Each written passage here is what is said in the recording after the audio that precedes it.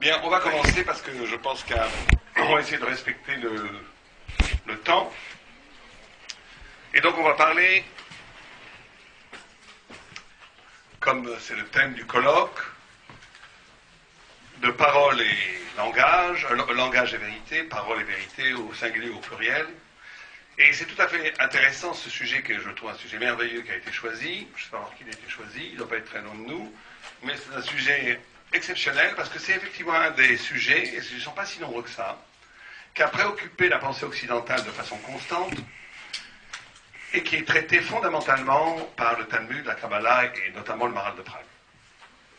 Donc le rapport entre la vérité et le langage a été pensé, et il y a eu plusieurs propositions que je vais passer très vite parce que comme le Rav Alali l'a dit, on n'est pas là pour faire de la philosophie, on va essayer de montrer ce que la Torah pense de thématiques qui ont été traitées par la philosophie. Et il a été, on va prendre trois grands courants de la pensée, traités notamment, c'est le plus fameux, par Kant, Emmanuel Kant, qui lui a suggéré qu'il y avait une impossibilité au langage d'accéder à l'essence. Et comme la vérité humaine est fondamentalement langagière, elle passe par le discours, elle est structurée comme un langage, que diront les psychanalystes plus tard, elle n'est incapable d'arriver au noumen, ce qu'il appelle le noumen, le phénomène étant le réel qui se dévoile à nous, le noumen étant la chose en soi qui est inatteignable pour l'homme. Donc, Kant a résolu le problème en disant l'homme a une capacité de liaison, de lien avec le monde, mais ce lien est fondamentalement reconstruit chaque fois par toute la théorie kantienne, que ce soit les catégories a priori sensorielles, intellectuelles, même émotionnelles et surtout morales, qui sont des catégories qui vont conditionner le regard qu'on a sur le monde, et ce conditionnement va donc reconstruire le monde, mais cette reconstruction est tout à fait humaine, au point aussi, Kant ne le dit pas, mais on peut comprendre que dans la pensée de Kant, s'il y avait un martien qui débarquait avec d'autres systèmes cognitifs que le nôtre, il verrait une réalité radicalement différente de la nôtre, puisque le réel n'existe que dans sa perception et est modifié fondamentalement par la perception. Et c'est la perception qui définit le réel. Première thèse. Deuxième thèse, celle de Hegel, qui vient juste après Kant, et qui en fait justement la critique radicale en disant qu'il est absurde de diviser le monde en phénomène et en noumen. Le réel s'exprime dans la pensée, et la pensée s'exprime dans le réel, au point où Hegel formule ce fameux adage, tout ce qui est réel est rationnel, et tout ce qui est rationnel est réel. Donc une réduction totale de l'être à la pensée, et une pensée qui a le pouvoir absolu de rendre compte de n'importe quel phénomène de l'univers. Deuxième thèse. Troisième thèse, la thèse moderne, ébauchée par Marx, mais suivie de façon beaucoup plus radicale par Foucault, Deleuze et d'autres philosophes modernes, surtout français d'ailleurs, que la vérité en soi n'existe pas, qu'elle n'est que figure de processus, et que l'homme est un producteur de concepts, mais qu'elle ne renvoie absolument pas à quelque chose d'absolu et de transcendant. Non, Sartre notamment, tout le monde connaît sa phrase qui est devenue presque un cliché, l'existence précède l'essence, voulant dire que l'existence n'est pas simplement la vie, mais l'existence, sortir du temps, sortir de l'être, l'arrachement même, le fait d'exister, c'est ce qui... Il n'y a que l'homme qui existe, il n'y a que lui qui a une capacité de s'arracher à l'évidence, c'est ça exister chez Sartre, et c'est ça qui va avoir la possibilité de générer des concepts, et donc des principes de vérité, mais qui en vérité ne sont pas du tout la révélation d'une vérité en soi, mais qui est une production purement humaine, qui pourrait être presque être réduite à un processus de création littéraire ou poétique. Ces trois solutions sont refusées par la Torah. Elles sont absolument refusées par la Torah. Elles sont refusées dans la mesure où pour la Torah, la solution kantienne n'en est pas une, puisque Davar, on en a parlé un petit peu, Davar, la parole, a la même étymologie que Davar, la chose. Donc la parole a une capacité, on va voir comment et quand, de rendre compte de façon absolue du réel et de la vérité.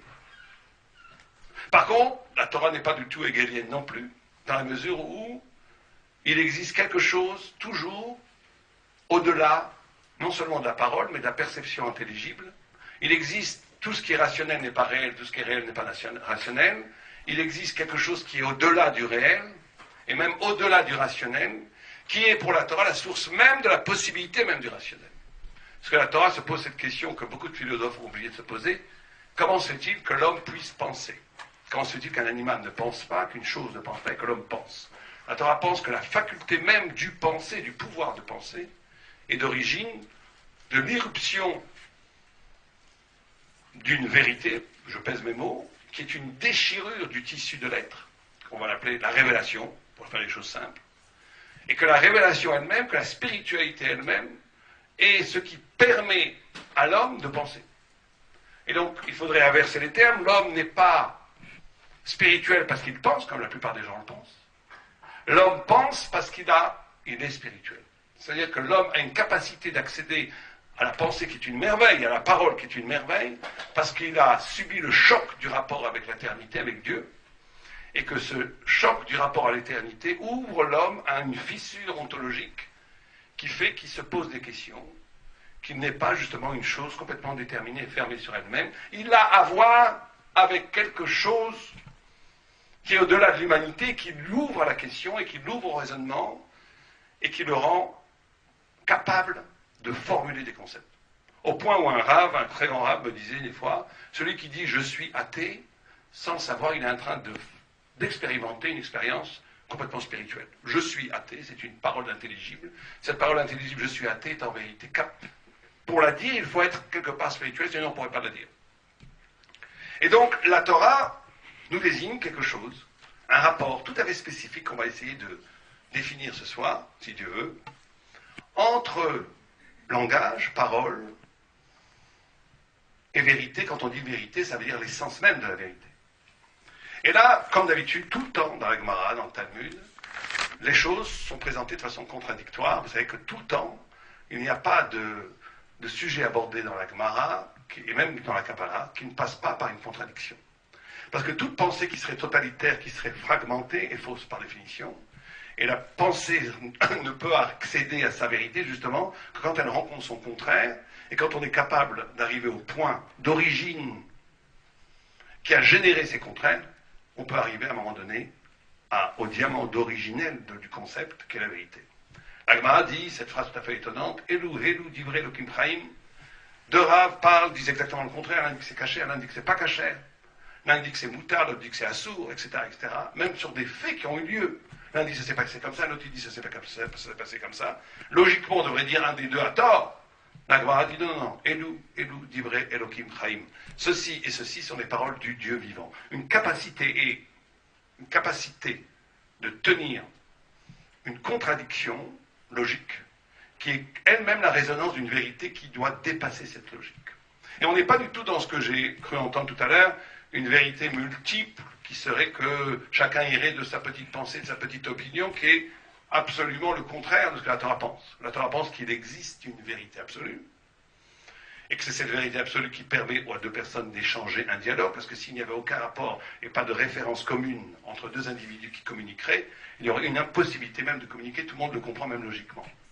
Et donc il y a une référence, la parole fait toujours référence à quelque chose qui la dépasse, simplement cette vérité absolue ne peut pas être atteinte, ni même envisagée à partir d'une attitude dogmatique, ou d'une attitude qui serait facile, où je goberais des concepts sans même les réfléchir. Elle passe par le combat de l'idée, elle passe par la contradiction, elle passe surtout par l'actualisation d'une vérité dans ma vie, c'est-à-dire la responsabilité, le fait que je me pose la question, qu'est-ce que veut dire pour moi ce concept? Est-ce que je suis prêt à mourir pour lui? J'avais un très grand rab qui disait, quand on était dans des débats furieux sur des gemarotes, il me disait, il s'arrêtait, il me dit, attends 2 minutes, tu es prêt à mettre ta vie sur ce que tu viens de dire?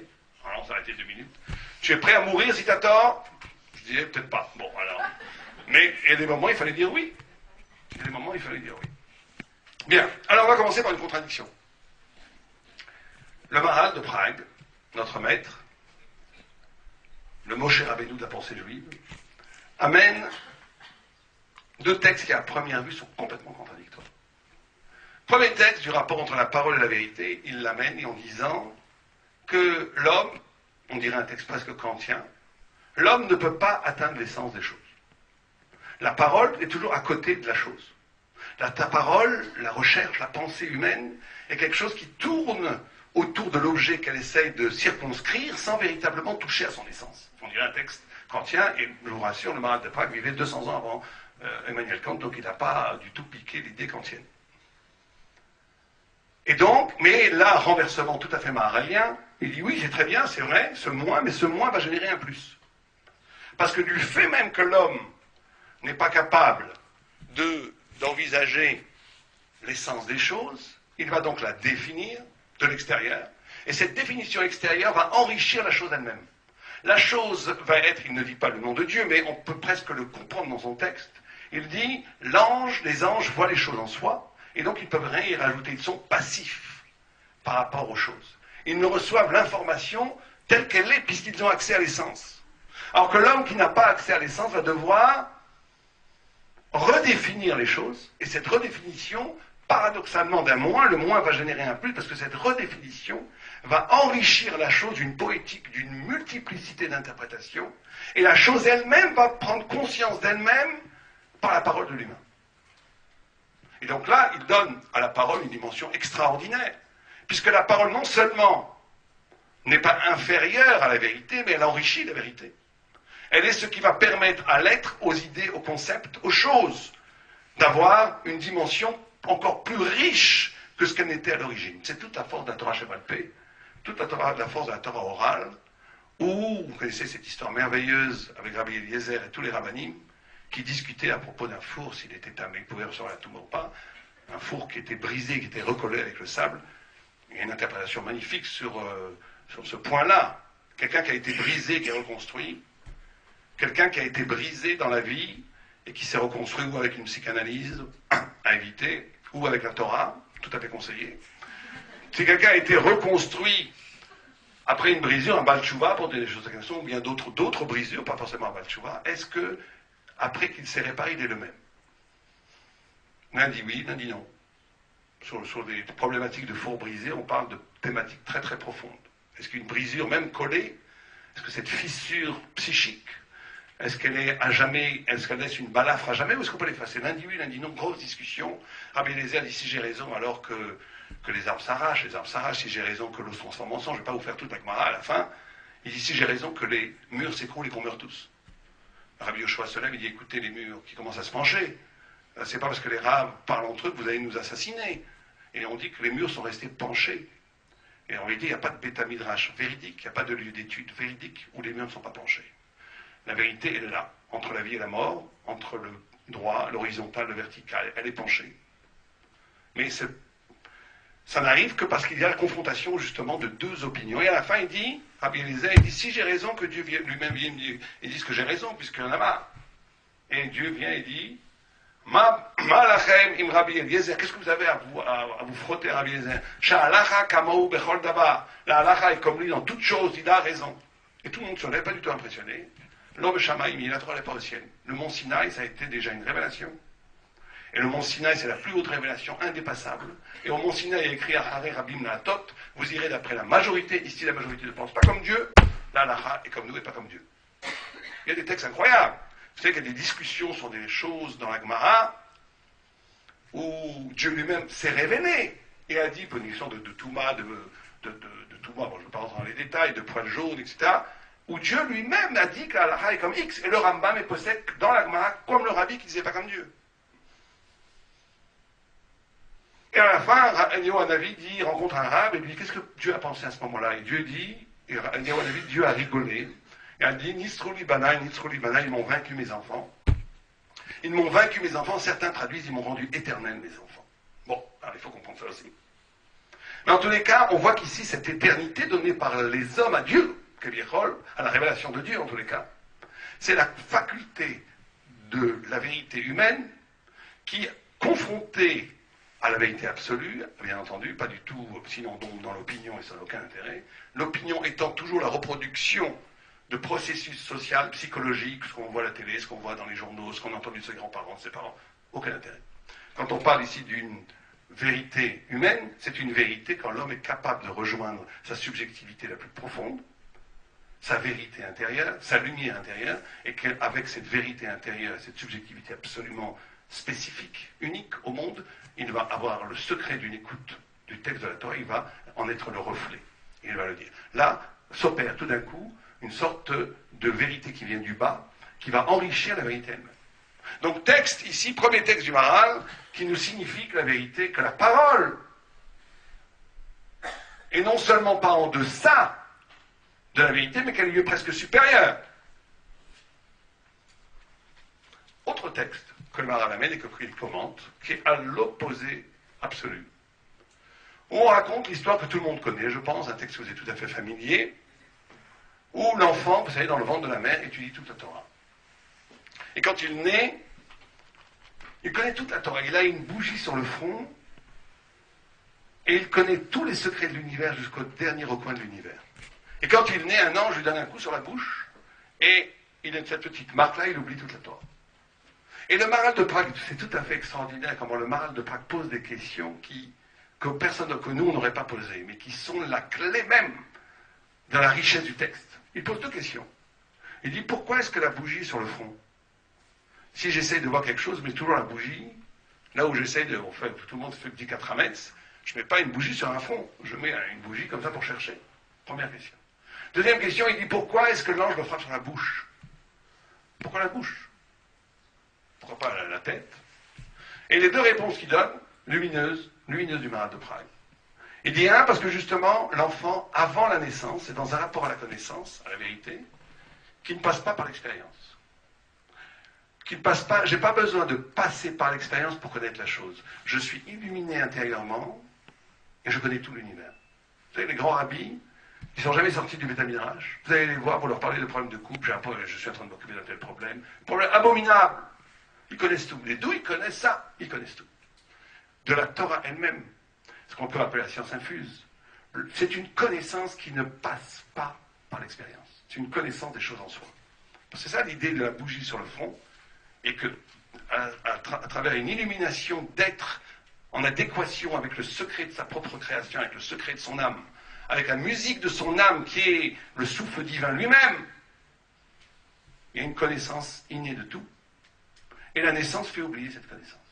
Et elle le fait oublier. Pourquoi? Dit le Maharal. Pourquoi la bouche? Parce que justement, dit le Maharal, un bébé qui naît accède au langage.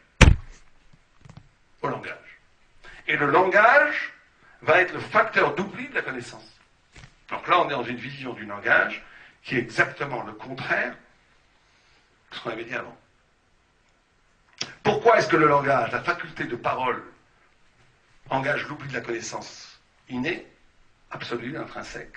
C'est parce que le langage passe par ce qu'on appelle le signifié et le signifiant. Ce n'est pas des mots compliqués. C'est très simple. Ça veut dire que je n'ai plus accès aux choses.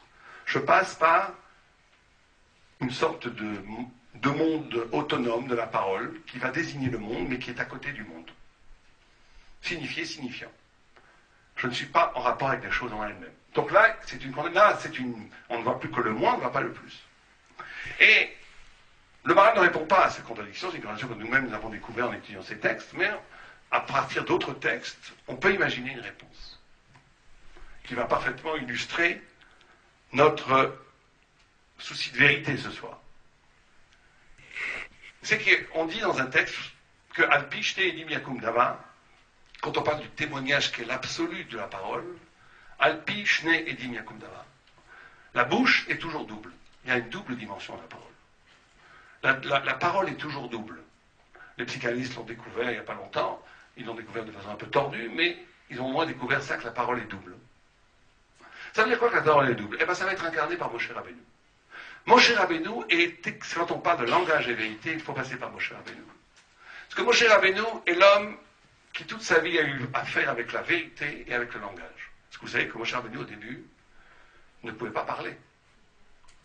Et c'est extraordinaire que l'homme qui ne pouvait pas parler est devenu Ish Dvarim. Lo Ish Dvarim Anochi. Je ne suis pas un être parlant, moi je ne suis pas un paratinaire, je ne suis pas un parleur. Bon, et pourtant, qui a écrit le livre Dvarim? Moshe Rabbeinu. Le livre de la parole par excellence. Le livre de la parole la plus vibrante, la plus extraordinaire, jamais formulée dans toute l'histoire de l'humanité, a été écrit par quelqu'un dont la parole lui était étrangère. Si on ne reconnaît pas là la notion de dualité de la parole, au moment où il ne veut pas parler, et après il écrit le livre Dvarim. Qu'est-ce qui s'est passé? Qu'est-ce qui s'est passé entre les deux? Et alors là, on a quelque chose d'assez extraordinaire. La Gemara nous dit que pourquoi est-ce que Moïse est grand? Moi j'aurais dit parce qu'il était très humble, parce qu'il était le plus grand des prophètes, parce qu'il était d'une patience incroyable avec tous les juifs qui arrêtaient pour l'embêter, etc. etc. Non, la Gemara dit parce qu'il n'avait pas d'ourlet à sa tunique. Il n'avait pas d'ourlet à sa tunique. Ourlet, ça se dit comment en hébreu? Il y a des hébraïsants parmi nous? Ça se dit safa. Safa comme parole. Or, un ourlet est toujours une doublure. Double. Il y a toujours une doublure. Il y a autre chose qui est toujours une doublure, c'est sfataim, safa, des lèvres, elles sont doubles. En d'autres termes, on arrête de faire monter le suspense.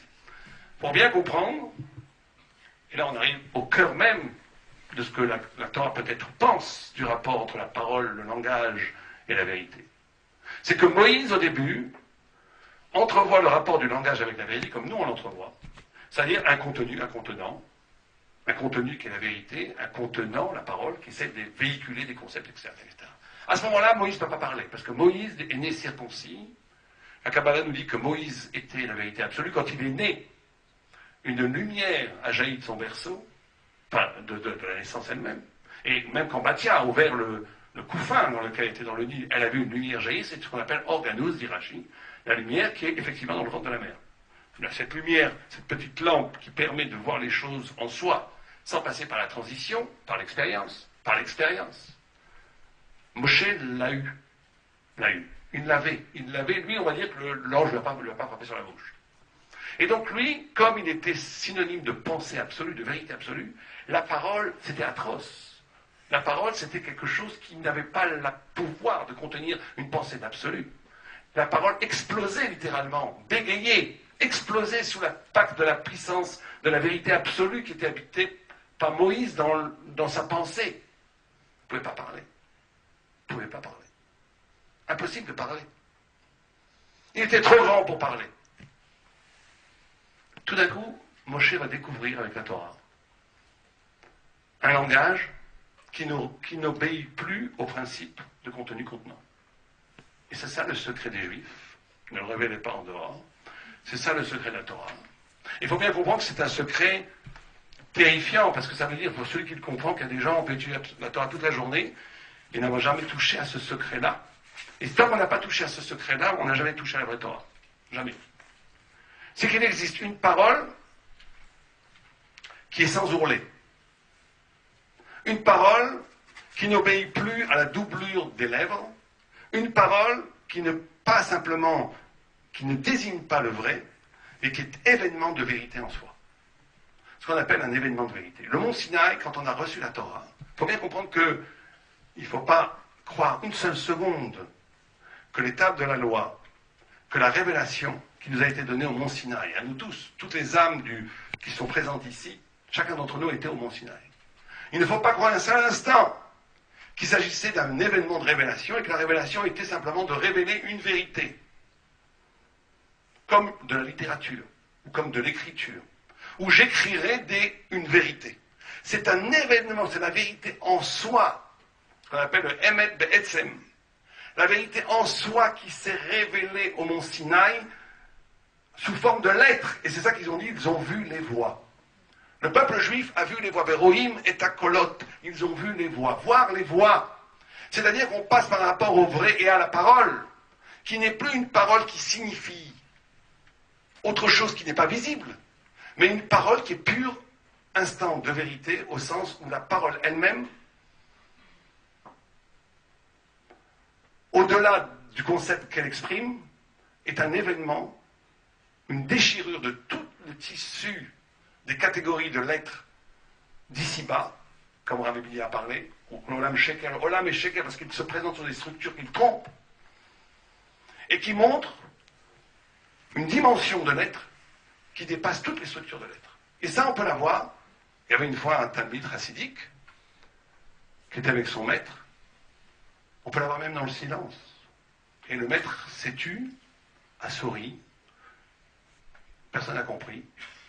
Un des disciples a compris ce qu'il voulait dire. Et le maître a dit, tu seras sûrement mon successeur. Ça veut dire qu'il y a un moment donné où il y a un événement pur. c'est toute l'histoire des tiges. Vous savez que les maîtres chassidiques mangent en public. Ceux qui n'ont pas assisté à quelque chose de magnifique, 300 ou 400 chassidiques sur des bancs en train de chanter, et lui il mange. Il fait le kidouche, il mange, c'est tout. Et on apprend énormément de ces tiges. C'est un moment, un geste pur de vérité. Une vérité qui ne passe pas justement par la formulation qui désigne, qui renvoie à une désignation des choses. Et vous savez qu'on dit que quand le peuple juif a traversé la mer Rouge, on nous dit un midrash qui a l'air presque Spielberg, je ne sais pas, il y a peut-être d'autres aujourd'hui plus connus, mais qui est que toutes les femmes enceintes, on nous dit que les embryons dans les femmes enceintes chantaient la shira, le chant que le peuple juif chantait. Et que ces ventres étaient translucides. Imaginez 3 millions de personnes, avec des milliers de femmes enceintes, et que tout d'un coup on voit les embryons dans le... C'est translucide. On voit les embryons, on voit des ventres gonflés, avec des petits embryons qui chantent. Bon, c'est magnifique comme image. Mais en quoi, le Midrash ne fait pas de la littérature, ni des contes de fées, qu'est-ce que ça veut nous apprendre? C'est exactement ce qu'on vient de dire maintenant. On était dans un instant de vérité où il n'y avait plus de contenant contenu. Les embryons qui chantent, c'est que ce qui habituellement est caché, ce qui est enveloppé sous la chair, ce qui est intérieur, est visible à l'extérieur. Et ce qui est extérieur renvoie immédiatement à la profondeur de la vérité. C'est ça une vraie parole de Torah. Une vraie parole de Torah, c'est quand un arabe vous dit une phrase, que cette phrase, on l'a peut-être pas complètement compris, mais elle ébranle ma vie. Elle ébranle toutes les notions que j'avais jusqu'à maintenant. Moi, j'ai eu des expériences magnifiques comme ça avec des très grands rabbinim en Israël. Une phrase, 2 phrases, un mot, ça ébranle ma vie.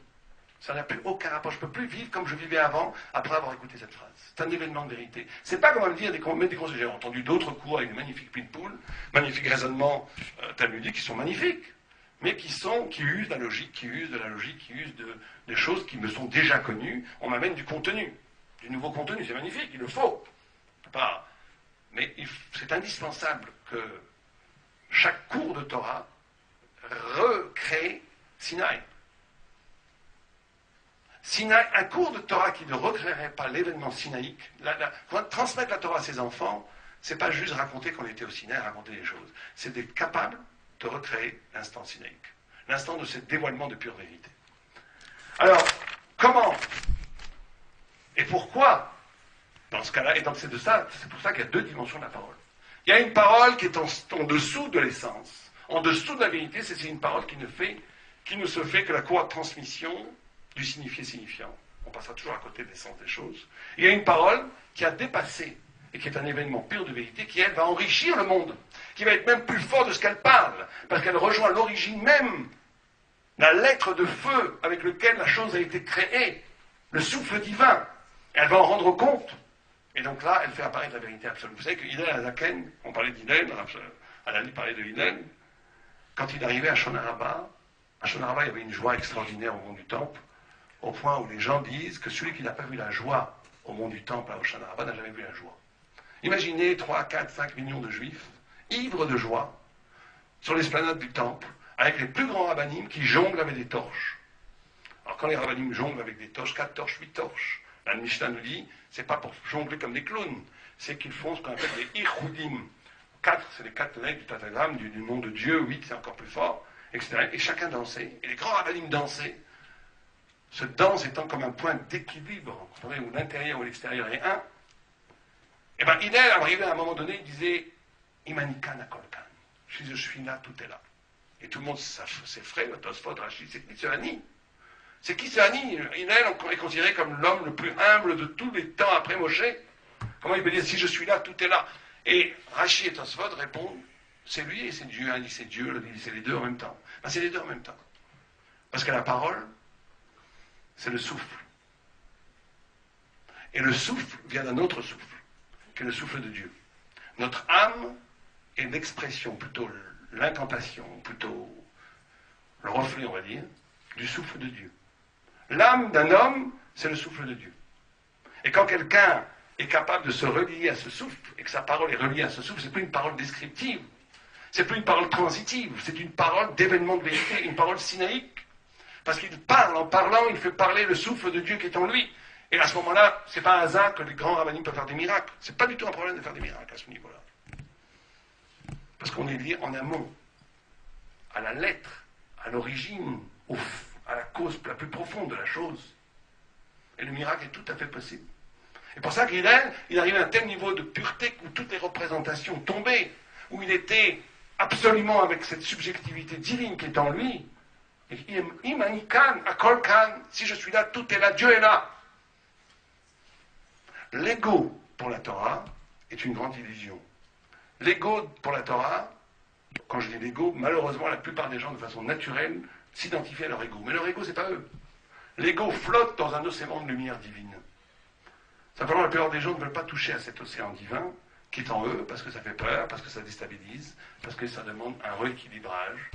Mais quand on y touche un tout petit peu, eh ben, on rentre dans un processus de spiritualité où tout est possible.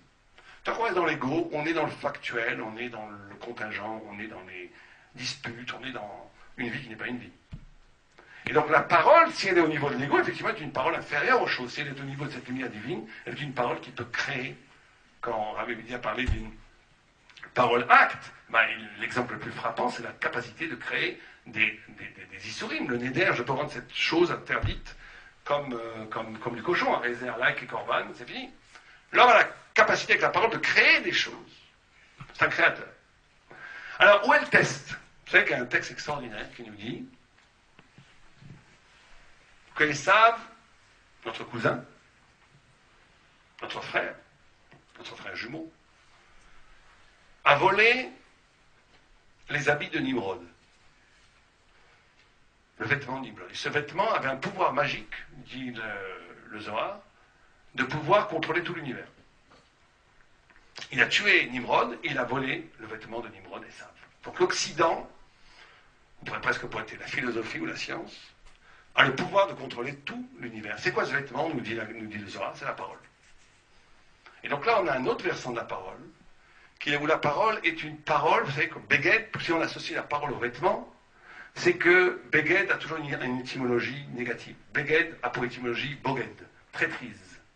Au Meil a pour étymologie Meila, ça veut dire profanation des choses saintes. Or, hiver, aveuglement, etc., etc. C'est-à-dire que cette parole, elle est infiniment puissante, puisqu'on dit que c'est elle qui va définir les choses, mais elle est libre. Et comme elle est libre, maintenant on va pouvoir tomber dans le règne d'une parole qui va pouvoir tout dire, et n'importe quoi. Si on imagine une planète magnifique à des millions d'années-lumière de chez nous, mais que personne ne la voit et que personne ne la dit, quelque part elle n'existe pas. Elle existe parce qu'elle est dite. Et Nimrod, à un moment donné, pense, lui, et ça aussi, que puisque le lieu de l'absolu est le lieu de la définition, et la parole a ce pouvoir de définir et de dire les choses, c'est nous qui allons être plus forts que Dieu. C'est ça le grand drame. Le grand test va être, qu'est-ce que je fais de cette liberté infinie et de cette puissance infinie que me donne la parole? Est-ce que je m'en sers pour être celui qui va habiller les choses, comme un Beged, les mentir, redéfinir le monde selon mon désir, ou est-ce que je m'en sers comme illumination d'une vérité qui était déjà préexistante? Et c'est là où c'est extraordinaire. C'est que la liberté humaine n'atteint sa plénitude que si elle reconnaît un antécédent à sa propre vie. Et il faut les deux. Et il faut les deux. C'est pas juste un dévoilement, puisqu'on a dit que la parole enrichit. Mais cet enrichissement n'est possible que si je me relie à l'intrigue, au pourquoi j'ai été créé. Et quand je suis capable de faire ce double mouvement de liberté absolue, de création poétique, de création de définir à partir du langage et de la pensée, le réel et la vérité, mais que je cherche quelque chose qui a permis cette faculté elle-même, comme un cercle qui revient sur lui-même, j'arrive à la vérité. C'est là où est le test. Comment j'utilise cette puissance? Alors, je vais finir avec ça, avec un autre midrash qui nous dit que, sur la vérité, justement, et sur ce pouvoir de la vérité, c'est que quand l'homme a été créé, ce midrash fameux qu'on amène toujours, qui est magnifique, Dieu a convoqué les anges et a demandé, est-ce qu'on va créer l'homme ou pas? Est-ce qu'il est pertinent de créer l'homme ou pas? Une partie des anges a dit, Ibaré, créez l'homme. Une partie des anges a dit, ne crée pas l'homme. L'ange de vérité a dit quoi, d'après vous? Comment? Ne crée pas l'homme. Au coulo sheker. Il est tout mensonge. L'ange de chesed, de bonté, a dit, crée l'homme. Il est capable de monter. L'homme de shalom a dit, surtout ne crée pas l'homme. Il est coulo ktata, il se bagarre toujours l'homme. Mais l'ange de Zdaka a dit, crée l'homme, etc. Et au milieu du fracas des anges, au milieu de cette discussion angélique, Dieu a dit, pourquoi vous discutez? J'ai déjà créé l'homme. C'est pour ça qu'il a écrit Naasa au passé. dans la vie. Drôle de façon de faire. C'est comme si je convoquais des amis, est-ce que j'achète cette maison ou pas, au milieu de la discussion. Mais pourquoi vous discutez avec moi? Parce que j'ai déjà acheté. Alors les gens peuvent dire, mais pourquoi tu te demandes? Bon, c'est pas notre sujet, c'est le sujet plutôt de la liberté. Mais en vérité, la réponse est très simple.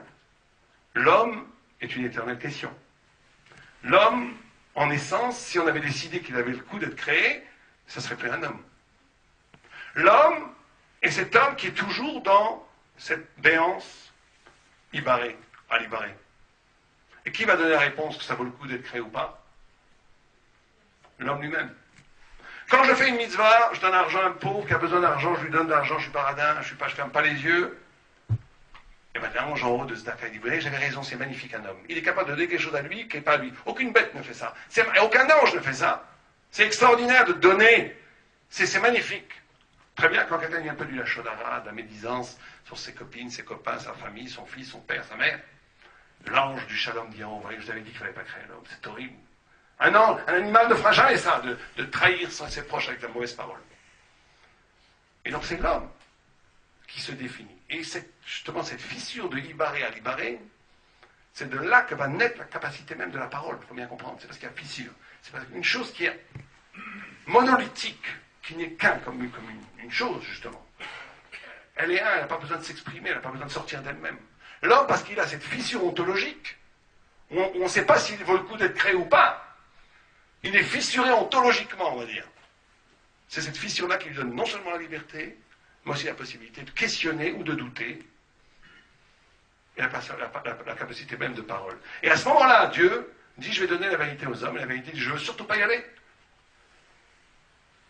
Et Dieu prend la vérité, il la jette sur le sol. Et là on dit, Emet, Meretz, Tismach. La vérité va jaillir, va croître de la terre. Et l'idée est fabuleuse, par rapport à ce qu'on vient de dire. L'idée est fabuleuse. La notion de croître, quand je jette des semences au sol, tout bon paysan vous dira qu'il ne jette pas des semences au sol pour récolter la même quantité de semences. Ils vont récolter 1000 fois plus, 10 000 fois plus, 1 million de fois plus. Mais c'est pareil avec la vérité. La vérité au niveau des anges, la vérité absolue, était une vérité qui était une vérité magnifique, mais qui ne disait que la vérité de la vérité. La vérité jetée au sol, donc je donnais à l'homme, donc qui va épouser toutes l'épopée glorieuse du combat pour la vérité, qui va habiter notamment le peuple juif, avec cette recherche éperdue du sens, qui commence à l'âge de 3 ans dans les Chadarim, et qui finit à 120 ans dans les vieux Beth Midrash, où un juif authentique passe 12, 13, 14 heures par jour à se poser les questions de la vérité. Ce combat pour la vérité qui est humaine va démultiplier les affects de la vérité. Au point où, si vous prenez le passouk, c'est extraordinaire. Emet Meret Isma, il se lit de tous les sens. Prenez les lettres, amusez-vous chez vous. Vous pouvez lire à droite comme ça, on peut lire la même phrase comme ça de tous les sens. Ça, c'est une vérité multipliée au carré, multipliée par elle-même, parce que la vérité angélique, c'est une vérité de la vérité. La vérité donnée aux hommes par le combat de la vérité, c'est une vérité qui va non seulement dire la vérité, mais qui va dire aussi la vérité du mensonge. Et nous, juifs, on a le devoir, qu'on ne fait pas assez, d'après moi, d'être capable, un juif authentique doit être capable de dire en quoi une certaine forme d'art est un pur mensonge. Qu'est-ce que la Torah pense de la 9e symphonie de Beethoven? Qu'est-ce que la Torah pense du marxisme? Qu'est-ce que la Torah pense du politique? Parce que c'est ça que nous est demandé, d'utiliser cette vérité absolue et de la mettre à l'épreuve du réel et de l'histoire, et de là va déboucher un éclaircissement de la vérité que les anges ne pouvaient même pas voir. D'où la grandeur de l'homme.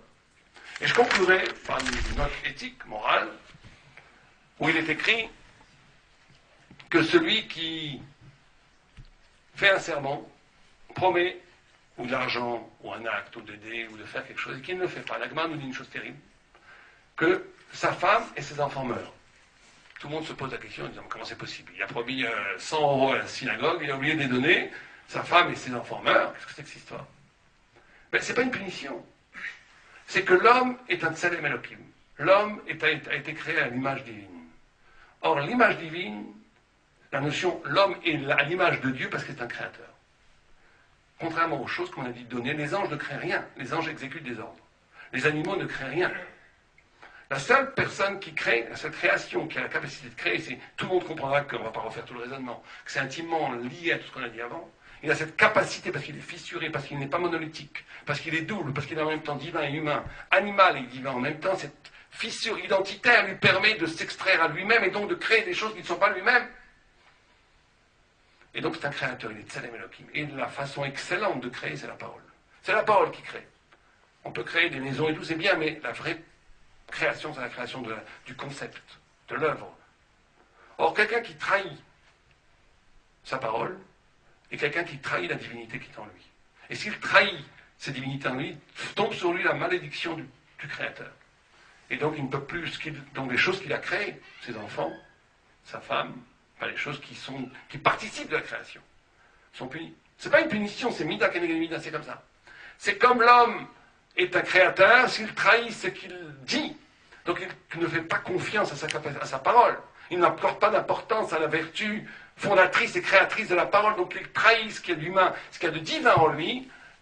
L'équivalence, la mida keneged mida, fait de sorte qu'il y a la mort qui s'installe parce qu'il a trahi la vie réelle de l'homme. Lo alenu, une des choses essentielles à retenir d'un point de vue éthique de ce qu'on a pu dire, c'est effectivement cette notion de droiture de la parole et de confiance en la parole, c'est-à-dire que plus quelqu'un va respecter sa parole, plus quelqu'un va devenir humain. C'est pour ça que le Rambam nous dit il faut apprendre à nos élèves la shtika, le silence. Une parole mesurée, une parole qui provient, qui est générée par le silence de l'âme.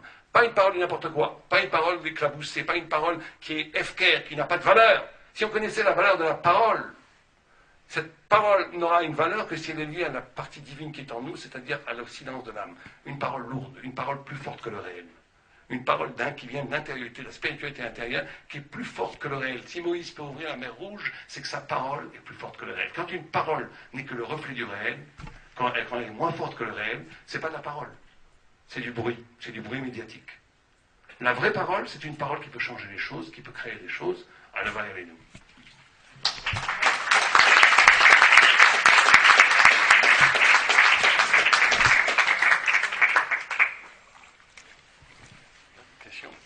Des questions.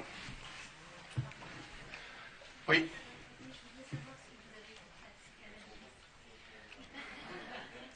Alors là, ça demanderait un autre colloque, ça serait pas mal de psychanalyser Torah. Hein, bien. En deux mots, mais ça va choquer les gens, mais c'est pas grave. Moi, je ne fais pas partie d'un parti politique, donc je peux dire ce que je pense. Là, je suis contre la psychanalyse, fondamentalement, et pas moi, je pense que la Torah, elle est contre, parce qu'elle pousse à une trahison du rapport avec ses parents. Pour dire une chose très simple. Pour se reconstruire, on est obligé, il y a des fois des attaches affectives avec son géniteur, sa génitrice, sa mère ou son père, qu'il y a une sorte de violence égoïste qui est à l'origine même de la thérapie psychanalytique. La psychanalyse a découvert des concepts formidables, qui sont d'ailleurs, je vous rassure, lisez le 9e Pérec, 9e chapitre de Brachot, vous avez 80% des concepts toralisés, qui sont là-bas. L'inconscient est dans la Gemara, le refoulement existe dans la Gemara, j'ai des preuves, je peux vous le montrer dedans. Donc pratiquement tous les concepts freudiens y sont. Par contre, la thérapeutie freudienne qui consiste à se rebâtir à partir d'un discours qui recrée le réel qui m'a structuré, que ce discours-là est un discours que je me réapproprie pour ne plus être victime, peut être des fois très bon, mais très souvent il s'occasionne d'une trahison, d'une coupure, du lien affectif avec les parents, parce que très souvent les traumatismes viennent des parents. Et ça, c'est quelque chose qui me paraît abominable. D'ailleurs, vous savez que Freud a soupçonné son père très longtemps d'inceste envers lui-même. Alors, c'était complètement faux. Son père était un très brave qui adorait Freud. C'est-à-dire qu'il est arrivé à une sorte de haine de l'origine, haine du père à la mère, qui est tout à fait luisant, visible dans sa psychanalyse. C'est pour ça qu'il faut faire très attention avec la psychanalyse. D'autres questions? Oui.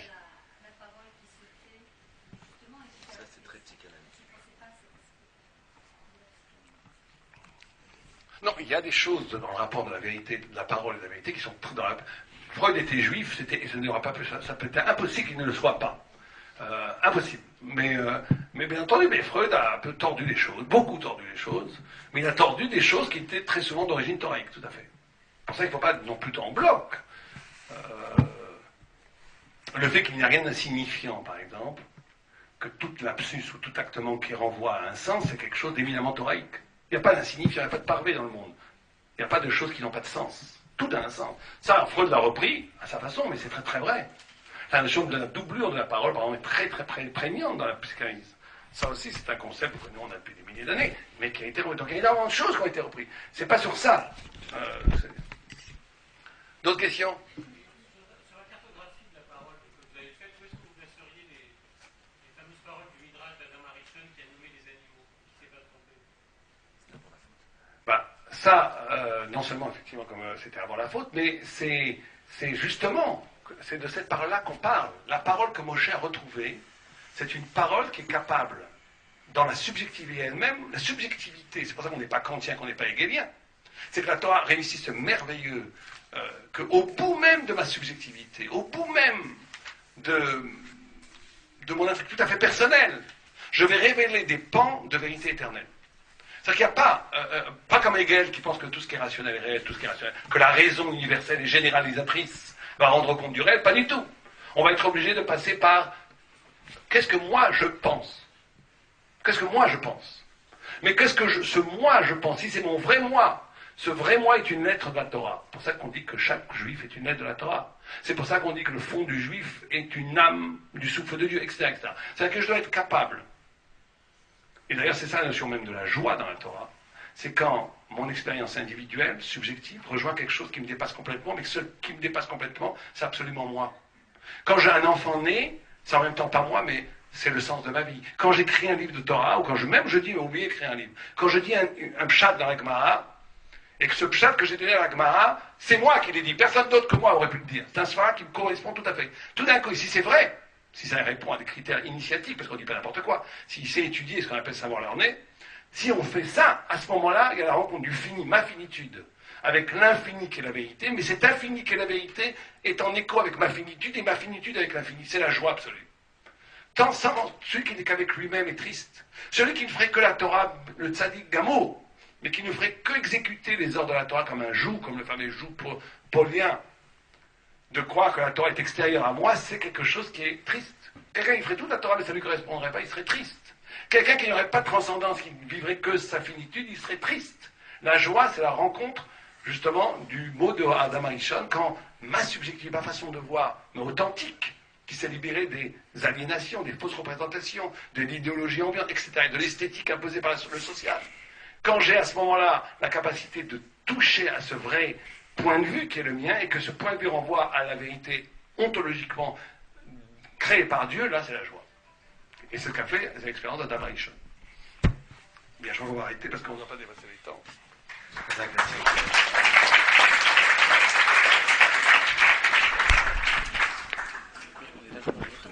On est largement dans le temps.